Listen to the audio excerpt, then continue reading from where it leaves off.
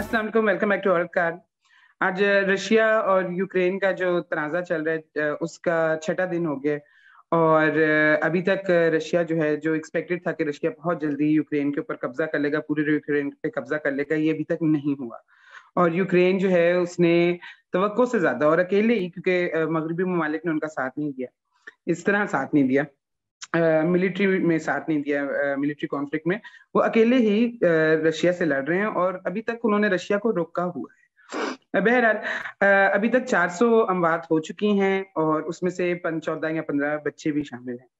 मैं इस वक्त दुनिया ने ये डिसाइड किया है कि बजाय ये कि मिलिट्री के जरिए यानी आर्मी के जरिए सपोर्ट किया जाए यूक्रेन को, रशिया के ऊपर इकोनॉमिक सैंक्शंस लगा दी जाएंगी, यानी मुआशी तौर पर रशिया को बिल्कुल खत्म कर दिया जाए। इसलिए आज हम बात ये करेंगे कि रशिया पे अभी अभी तक किन किन मुल्कों ने क्या क्या सैंक्शंस लगाई हैं, उन सैंक्शंस का रशिया की मीशत पे क्या असर होगा और इस जंग का पूरी दुनिया की मीशत पे क्या असर होगा, समेत हमारे जैसे मुल्कों के जो कि आगे ही काफी बुरे हालात में हैं। तो बेनजीर, पहले तो आप ये बता दें कि अभी तक कितने ममालिक ने रशिया के ऊपर सैंक्शंस लगा दी हैं, पाबंदियां लगा दी हैं? लिस्ट जो है ना नताशा, वो दिन ब दिन बढ़ती चली जा रही है। अभी तक जो ममालिक हैं जिन्होंने रशिया पे सैंक्शंस लगाए हैं, मुख्तलिफ सैंक्शंस हैं, मुख्तलिफ ममालिक ने मुख्तलिफ सैंक्शंस लगाए हैं, कुछ की लिस्ट बहुत लंबी है।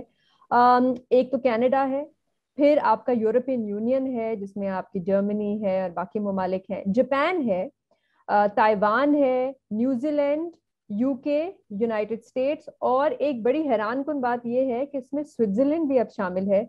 स्विट्जरलैंड अक्सर इन किस्म के मामलात में नहीं पड़ता क्योंकि स्विट्जरलैंड को है कि हम न्यूट्रल रहें, लेकिन इस इशू में स्विट्जरलैंड ने भी अपनी न्यूट्रलिटी साइड पे रखी है और ऐलान किया है कि जो असासे हैं रशियन एलीट के, उनके मुल्क में, उनके बैंक्स में, उनको फ्रीज किया जाएगा। ऑस्ट्रेलिया भी शामिल है। ऑस्ट्रेलिया भी शामिल है, थैंक यू। ऑस्ट्रेलिया का भी नाम ऐड किया जाए इसमें। हाँ। अच्छा, मेरी नजर में जो सबसे स्ट्रिक्ट उन्होंने जो लगाई है ना सैंक्शन, जो पाबंदी लगाई है जिससे रशिया को वाकई बहुत ज्यादा नुकसान हो सकता है, वो है स्विफ्ट सिस्टम पे। अच्छा, स्विफ्ट सिस्टम है क्या, ये हम देखने वालों को बता दें एक दफा कि स्विफ्ट सिस्टम वो सिस्टम है कि जब आप किसी भी मुल्क से किसी दूसरे मुल्क को पैसे भेजने की कोशिश करते हैं तो वो स्विफ्ट सिस्टम के थ्रू जानते हैं। यानी दुनिया की आप कह लें 11,000 से ज्यादा बैंक, जिसमें पाकिस्तान के भी तकरीबन सारे बैंक शामिल हैं, वो स्विफ्ट के ऊपर काम करते हैं। वो होता ये है कि आप इमेजिन करें कि कोई दुबई में बैठे हुए हैं पाकिस्तानी जो अपनी फैमिली को पाकिस्तान में पैसे भेजना चाहते हैं। अब वो दुबई से एक दुबई के बैंक में पैसे डालेंगे, वहां से पैसे न्यूयॉर्क जाते हैं और न्यूयॉर्क से क्लियर होते हैं स्विफ्ट सिस्टम के थ्रू और फिर वो पाकिस्तान के बैंक में आते हैं। इसी तरह दुनिया के सारे ममालिक स्विफ्ट पे काम करते हैं, बैंक। अब जब रशिया के बैंक्स को स्विफ्ट के ऊपर स्विफ्ट सिस्टम में से निकाल दिया गया तो इसका मतलब है कि रशिया की बाहर की दुनिया से ट्रांजैक्शंस जो हैं वो तकरीबन खत्म हो जाएंगी, ना कोई पैसे भेज सकेगा और ना रशिया से पैसे जा सकेंगे। तो सबसे बड़ा तो इकोनॉमिक प्रॉब्लम ये होगा कि अगर स्विफ्ट सिस्टम से निकाल दिया गया, और जो अब निकाल दिया गया, तो रशिया के लोग बाहर से कैसे पैसे भेजेंगे और रशिया खुद कैसे बाहर से भेजेगा? और ये सिर्फ लोग नहीं होते, ये कॉर्पोरेशंस, कंपनीज, हुकूमतें खुद एक दूसरे को पेमेंट्स जो है वो इसी सिस्टम के थ्रू करती हैं। तो सबसे बड़ा जो सैंक्शन जो लगा है रशिया पे, जिसकी बहुत सख्त उसकी मीशत पे असर होगा, उसके बैंकिंग सिस्टम पे बहुत बुरा असर हो रहा है, वो है स्विफ्ट सिस्टम का बैन। और इसके अलावा बाकी भी तो बहुत से सैंक्शन हैं, आप बता रही थी कौन कौन से? अच्छा, स्विफ्ट में मैं थोड़ी सी ये बात करना चाहती हूँ कि रशिया के लिए इस पे इसका इसलिए नुकसानदेह ये बहुत होगा क्योंकि रशिया की जो इंपोर्ट्स और एक्सपोर्ट्स की पेमेंट्स होती हैं वो इस सिस्टम के थ्रू होती हैं। और हाँ। हमें पता है कि रशिया की जो सबसे बड़ी एक्सपोर्ट्स हैं वो क्या हैं? Oil, gas, wheat. यस। बल्कि 1/5 रशियन इकोनॉमी जो है वो ऑयल और गैस के एक्सपोर्ट से चलती है, जो वहां से पैसे आते हैं। तो अगर ये पेमेंट्स रुक जाएंगी तो रशियन इकोनॉमी कैसे चलेगी? इससे हम थोड़ा सा बाद में भी बात करते हैं कि क्या इससे कोई मुतबादिल, कोई ऑल्टरनेटिव है या नहीं। अच्छा, पहले हम जरा लिस्ट डाउन कर दें कि सैंक्शंस हैं क्या। एक तो जैसे आपने कहा, स्विफ्ट ग्लोबल सिस्टम से रशिया को बाहर निकाल दिया गया है। उसके बाद रशिया के जो एलीट हैं, जो प्यूटिन के करीब हैं, प्यूटिन के अपने और फॉरेन मिनिस्टर के जो असासे हैं, उनको फ्रीज कर दिया गया है बहुत से ममालिक में। उसके बाद 10 रशियन बैंक्स हैं जिन पे सैंक्शंस लगाए गए हैं, और ये इसलिए अहम है क्योंकि ये जो 10 रशियन बैंक्स हैं ये रशिया की 80% इकोनॉमी चलाते हैं। तो ये बहुत बड़े बड़े बैंक्स हैं। और हम, बल्कि मैं कल अल जजीरा पे भी देख रही थी कि लोग जो थे वो घबरा के रशिया में बैंक्स भाग रहे थे, एटीएम पे लाइनें लगी हुई थी कि जल्दी से पैसे निकाल लें, पता नहीं इसका क्या मतलब है, सैंक्शंस लग जाएंगे, हम बाद में पैसे निकाल सकेंगे या नहीं निकाल सकेंगे। अच्छा, एक चौथा जो सैंक्शन है वो है यूरोपियन यूनियन ने लगाया है, वो एक्सपोर्ट बैन कर दी है। टेक्नोलॉजी और इक्विपमेंट की जो रशिया से जो भी आती है उस पर पाबंदी लगा दी। बिल्कुल। रशियन एयरलाइन एरोफ्लोट, उस पर पाबंदी लगा दी है, बहुत से ममालिक में वो नहीं जा सकती। मेरे ख्याल से जो बाइडेन ने भी, नताशा, कुछ इस किस्म का ऐलान किया है। उन्होंने एयर स्पेस क्लोज कर दिया आज। उनका, बल्कि कल रात को अमेरिका के टाइम पे उनका state of the union address था। ये बहुत इंपॉर्टेंट तकरीर होती है जो कि प्रेसिडेंट करते हैं, अमेरिका के प्रेसिडेंट करते हैं, और उसके अंदर ज्यादातर बातें उन्होंने रशिया के बारे में ही की थी। और उसके अंदर उन्होंने ढके छुपे अल्फाज में भी नहीं, बल्कि सीधा आप कह लें यही कह दिया, मैसेज दे दिया पुतिन को कि हम नहीं छोड़ेंगे तुम्हें। और उसके अंदर उन्होंने भी एयर स्पेस क्लोज कर दी है रशियंस के लिए। अच्छा, और एक छठा अब आपको सैंक्शन बता दें, वो है कि जितने भी ये स्पोर्टिंग इवेंट्स हो रहे थे जो रशिया में हो रहे थे उनको कैंसिल कर दिया गया है। जिसमें रशिया ने हिस्सा लेना था उसमें से रशिया को निकाल दिया गया है। तो ये है कुछ मोटे मोटे जो सैंक्शंस अभी तक लगे हैं। जो एक्सपर्ट्स हैं दुनिया के वो यही कह रहे हैं कि अभी सैंक्शंस और ज्यादा मजीद बढ़ भी सकते हैं। नताशा, इस पे भी अब बात करते हैं जो हमारा दूसरा अहम सवाल था कि इस पे ये जो सैंक्शंस लग रहे हैं इसका रशिया की इकोनॉमी पे और रशिया के लोगों पे, जो अवाम है, उन पे क्या असर होगा। अच्छा, इस पे दो मुख्तलिफ राय हैं।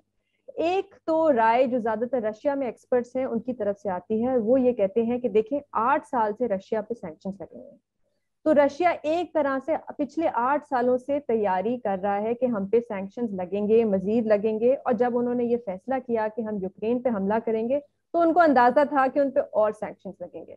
तो एक तरह से रशियन इकोनॉमी जो है वो एक तरह से इंसुलेट हुई हुई है, और तैयारी है उनकी पूरी कि वो इन सैंक्शन से डील कर सकते हैं। दूसरी चीज जो ये लोग कहते हैं वो कहते हैं कि देखें, अगर आप स्विफ्ट से बैन कर देंगे रशिया को, स्विफ्ट ग्लोबल पेमेंट सिस्टम से, तो चाइना का भी एक स्विफ्ट ग्लोबल पेमेंट सिस्टम की तरह का एक ऑल्टरनेटिव सिस्टम है, रशिया उसको इस्तेमाल कर देगा पेमेंट्स वगैरह के लिए।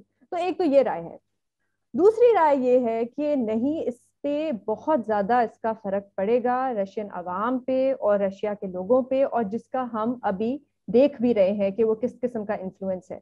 एक तो पिछले 3 दिनों से रशिया की जो स्टॉक मार्केट है वो बंद पड़ी।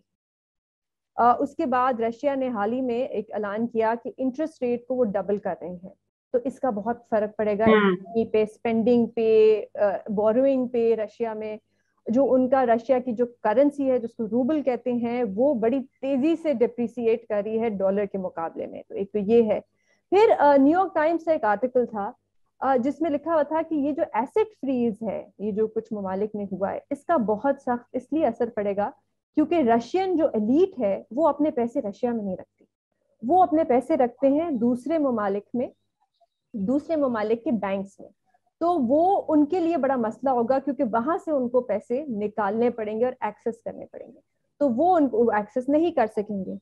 एक और चीज जिसके बारे में ये कहा गया है कि ये रशिया के लिए वर्स्ट इकोनॉमिक क्राइसिस साबित होगी 1990 से, जब यूएसएसआर की क्राइसिस हुई थी उसके बाद से। जो ये वाली बहस है कि स्विफ्ट पे से रशियन बैंक्स को हटाने से ज्यादा फर्क नहीं पड़ेगा क्योंकि वो चाइनीज सिस्टम को एक्सेस कर सकते हैं। मसला है सिस्टम को एक्सेस करने का नहीं है, रशिया अपना सिस्टम भी डेवलप कर सकता है। मसला ये है कि उस नेटवर्क पे कितने ममालिक हैं और उन ममालिक के कितने बैंक्स हैं। तो स्विफ्ट पे बैंक्स बहुत ज्यादा हैं और ममालिक बहुत ज्यादा हैं, तो चाइनीज सिस्टम पे इतने नहीं हैं। तो आपको स्विफ्ट इसलिए चाहिए क्योंकि जैसे आपने कहा, आपने एक्सपोर्ट इंपोर्ट के और लोगों के अपने भी सो पैसे आपने वसूलने होते हैं और भेजने होते हैं, तो वो आप कैसे करेंगे स्विफ्ट के बगैर। ज्यादातर ममालिक तो स्विफ्ट पे बैठे हुए हैं, चाइनीज सिस्टम में बहुत कम है। अच्छा, दूसरा ये है कि एक और रशिया का जो प्रॉब्लम हो जाएगा वो ये होगा कि मईशत के अलावा बहुत से ममालिक ने, जिसके अंदर यूके भी शामिल है, यूएस भी शामिल है, और मेरा ख्याल है न्यूजीलैंड ने भी, वो अब टेक्नोलॉजी बैन भी लगा रहे हैं कि रशिया को टेक्नोलॉजी एक्सपोर्ट नहीं की जाएगी, जिसके अंदर उनकी मिलिट्री जो टेक्नोलॉजी यूज करती है वो भी शामिल है, जिसके अंदर उनकी बहरिया जो सिस्टम्स यूज करती है, मैरीटाइम सिस्टम्स यूज करती है, जो उनकी सबमरीन पे, शिप्स पे लगते हैं, वो भी शामिल हैं, जिसके अंदर टेलीकम्युनिकेशन के सिस्टम शामिल हैं, इंक्रिप्शन सिस्टम शामिल है जिनकी वजह से सीक्रेसी रहती है, और लेजर सेंसर, इस तरह का मिलिट्री इक्विपमेंट जो है उसके ऊपर भी बैन लगने लगा है या लग चुका है। तो उससे भी रशिया को नुकसान तो होगा। अगर मतलब बात आपकी ठीक है, रशिया के पास तकरीबन 650 अरब यानी 650 बिलियन डॉलर्स फॉरेन रिजर्व है। रशिया दुनिया के अमीर तरीन ममालिक में से, लेकिन कितने अरसे वो ये होल्ड कर सकते हैं, कितने अरसे वो इसको सस्टेन कर सकते हैं, ये भी एक बहुत बड़ा सवाल बनता है। अच्छा, और सबसे बड़ा सवाल ये बनता है कि हमारे पास तो हमारे 650 पे अरब क्या नहीं, फर्क पड़ेगा। बिल्कुल, हमारे जैसे जो बेचारे गरीब माड़े माड़े मुल्क हैं, उनका इस जंग के साथ वो कह बहुत रहे बुरा हैं कि हाल हम न्यूट्रल हैं, हम किसी कैंप में नहीं है। उनको है। उस हम न्यूट्रलिटी जिस का भी क्या कैंप में हमारे साथ कॉस्ट है। होनी बुरी है। हम्म। अच्छा, ये भी है कि ये जो वॉर है, इससे यूक्रेन की भी तो इकोनॉमी इफेक्ट हुई है, और यूक्रेन जो है वो एग्रीकल्चरल प्रोडक्ट्स बहुत एक्सपोर्ट करता है। बिल्कुल, यूक्रेन से वीट आता है और कॉर्न एक्सपोर्ट किया जाता है। तो इस पे उसका क्या फर्क पड़ेगा। और ज्यादातर, बल्कि यूक्रेन को कहा जाता है कि वो यूरोप का ब्रेड बास्केट है। ज्यादातर जो वीट एक्सपोर्ट होती है वो यूक्रेन से होती है पूरे यूरोप को। तो उसका क्या फर्क पड़ेगा। और एक चीज जो हम देख रहे हैं, अभी भी देख रहे हैं नताशा, के तेल की, गैस की कीमतों में एकदम से इजाफा होगा। वो पहले से, अब से होना शुरू हो गया है। वैसे ये मैं कहूँ कि अभी तक गैस जो आ रही है रशिया से, उस पे इतने कोई खास सैंक्शंस नहीं लगे, क्योंकि यूरोपियन यूनियन जो है और यूरोप जो है वो इतना 40% नेचुरल गैस जो है वो रशिया से आती है। तो वो इतना डिपेंडेंट है कि अभी वो थोड़ा सा कतरा रहे हैं और घबरा रहे हैं कि गैस पे अभी कोई सैंक्शंस ही लगाएं। तो जब वो गैस पे सैंक्शंस लगेंगे तो उसका क्या फर्क पड़ेगा वो देखना पड़ेगा। लेकिन गंदम, ऑयल, गैस, इनकी कीमतें बढ़ती रहेंगी और आगे जाके मजीद बढ़ेंगी जब ये क्राइसिस और खराब होगा। और अगर रशिया मेरे ख्याल से तकरीबन पूरा का पूरा जब कब्जा कर लेंगे यूक्रेन पे, तो उसके बाद क्या होगा ये हमें देखना पड़ेगा। और हम जैसे न्यूट्रल ममालिक जो है उनको, उनकी इकोनॉमी पे बड़ा सख्त असर होगा। अगर आपको हमारी वीडियो पसंद है, प्लीज लाइक कीजिएगा चैनल, और आपको सब्सक्राइब कर दें और बेल आइकॉन हिट कर दें। आपको जैसे जैसे रशिया यूक्रेन की डेवलपमेंट्स होंगी, या कोई भी और पॉलिटिकल डेवलपमेंट्स या सोशल डेवलपमेंट्स होती हैं, हम वीडियो अपलोड करते हैं, आपको नोटिफिकेशन मिल जाएगा। Thank you for watching all.